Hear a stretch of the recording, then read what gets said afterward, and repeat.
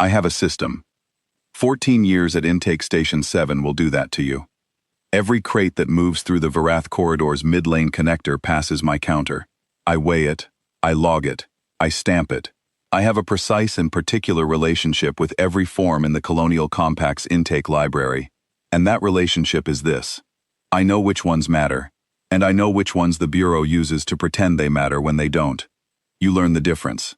You sit with the paperwork long enough, you start to see through it the way you see through glass. I found her at 0340 on a Tuesday. Crate 17 of the night manifest. Stenciled machine components. Inert, which I would have logged and moved on, except it was 4 kilograms over the listed weight, and 4 kilograms is not a rounding error. I pulled it. I ran the thermal. And there she was, curled around herself in the forward corner of the crate, gray-blue skin and amber gold eyes, and a piece of transit cloth pressed flat between both her palms, like something she had been told not to let go of. She looked at me. She did not make a sound. I looked at her for maybe 4 seconds. I looked at the amber gold eyes and the gray-blue hands, and the transit cloth pressed between her palms so hard the knuckles had gone pale.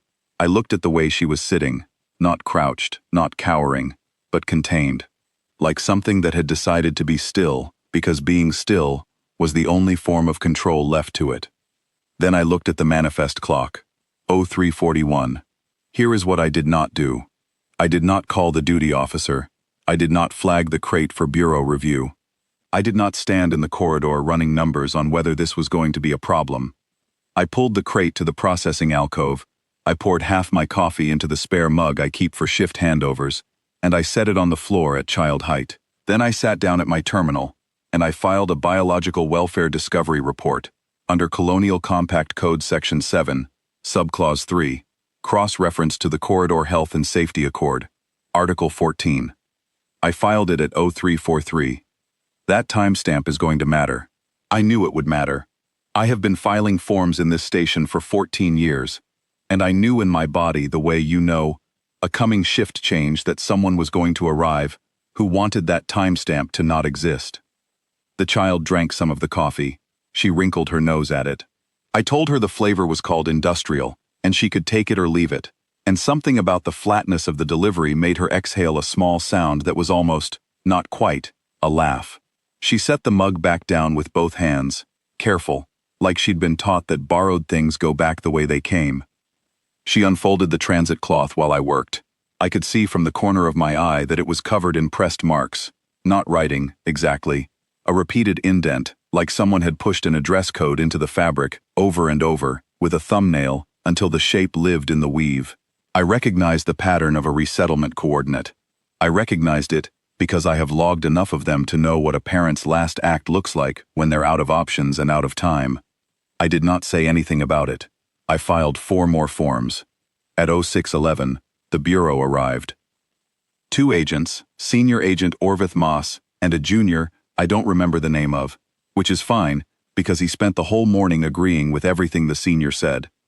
Orvith Moss was the kind of man who carried his own forms, which told me everything I needed to know about him.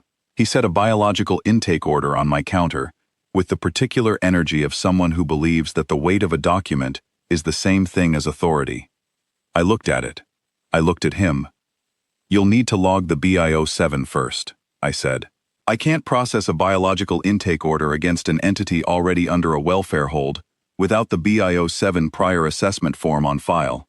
He told me there was no welfare hold. I showed him mine, filed at 0343. He looked at it the way people look at things they wanted to not exist.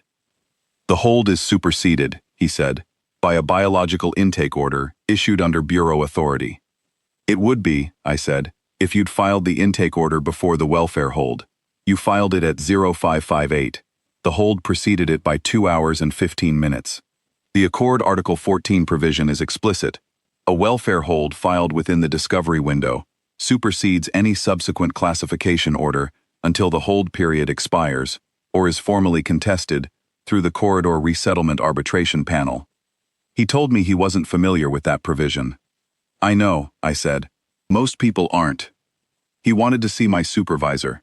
I told him my supervisor was Intake Administrator Oral Vass, who was presently on his authorized rest cycle and could be reached by formal communication request, which I would be happy to file on the Bureau's behalf. Estimated response time, 48 to 72 hours per administrative protocol. He told me that was unacceptable. I'm sorry to hear that, I said. From behind the processing counter came no sound at all. The child had understood, I think, that the counter was a line, and that she was on the right side of it, and that I was the kind of person who does not move from a line. Orvith Moss made an argument about emergency classification powers. I made a counter-argument about jurisdictional limits and the 2031 Corridor Charter Amendment that stripped Bureau agents of first contact classification authority over entities already in active welfare review. He made a second argument. I cited a subclause. He made a third argument, and somewhere in the middle of it, he stopped talking about forms and started talking about access. And that was when I saw his junior reach past the end of the counter. He was reaching for the child. I had already filed the form. That is the thing about my system. I had already filed it. At 06:04, 7 minutes before they arrived, I had filed a protective custody notification under Corridor Marshal Protocol 9, which requires a marshal response to any situation where an entity under active welfare review is at physical risk from a third party. The form had a field for estimated risk escalation timeline. I had put 60 minutes, which was conservative. It turned out to be 103. I stood up. Not quickly, not with any particular drama.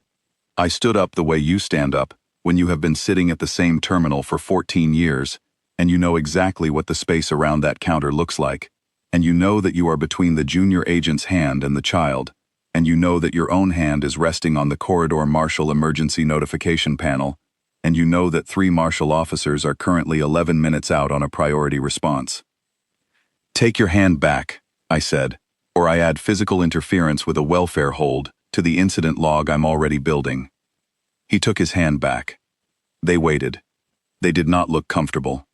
I filed 2 more forms and logged a continuous incident record at 4-minute intervals, which is standard procedure for an active marshal response event, and I did not make conversation, and the child behind the counter folded and unfolded her transit cloth very quietly until the marshal officers came through the intake doors at 07:14.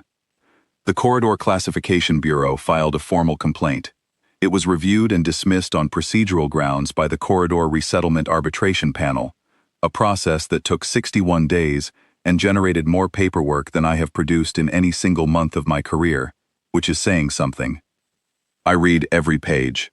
The Sorev Resettlement Coordinator, a woman named Oressa Venn, arrived at Intake Station 7 at 13:40. She had the receiving forms already completed, which I appreciated. We processed the handover in 11 minutes, which is a record for this station. The child stood at the intake door for a moment before she left. She set the folded transit cloth on the counter. She looked at me with those amber gold eyes, and she said something in Sorev that Oressa Venn translated as meaning, approximately, I know what you are. I told the child to go with Oressa Venn. She went. I sat back down at my terminal. I put the transit cloth under my broken intake stylus, which has been on the left side of my keyboard for 11 years, because the station hasn't issued new ones since the 2028 budget restructure, and I stopped asking. I logged the handover. I closed the incident file. I submitted the final welfare hold termination notice at 13:56. Then, I started on the night manifest. There were 41 crates on it. I weighed every one.